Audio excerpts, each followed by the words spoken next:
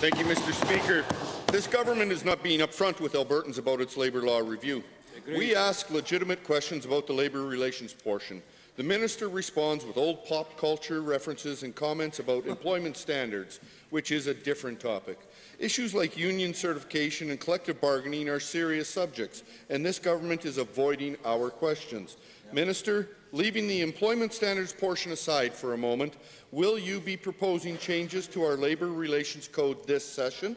Yes or no? Honourable Minister of Labour. Thank you very much, Mr. Speaker.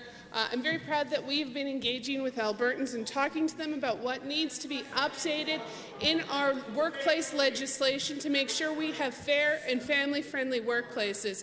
And Albertans have engaged with nearly 5,000 submissions, multiple roundtables, other submissions, and people working with Labour lawyer Andrew Sims.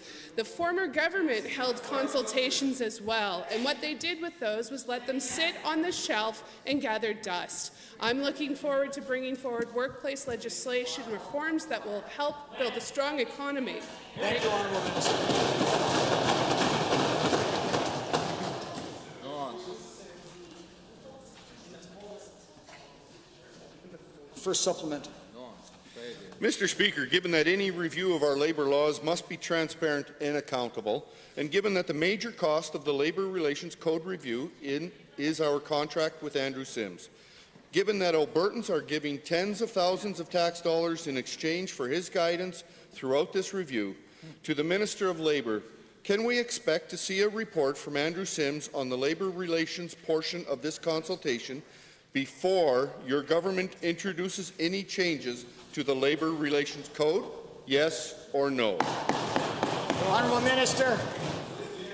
Thank you very much, Mr. Speaker. Alberta needs legislation that makes sure that our workplaces are fair, family-friendly, support a strong economy, as well as making sure that we have the rights protected in Alberta as they are in other areas. This legislation has not changed since 1988. The previous government conducted reviews and then took no steps forward. We will make sure that we are making sure that our workplace legislation is fair and family-friendly. And we're looking forward to talking to Albertans further about that. The Honourable Member for Calgary Hayes, your volume is getting pretty loud, Honourable Member.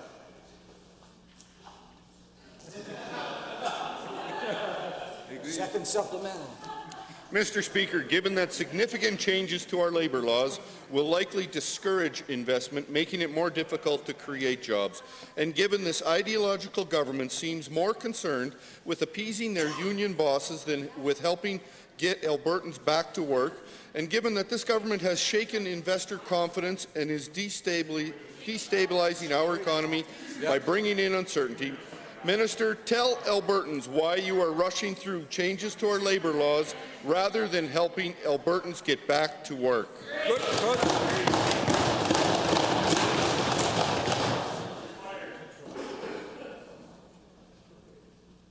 The Honourable Minister.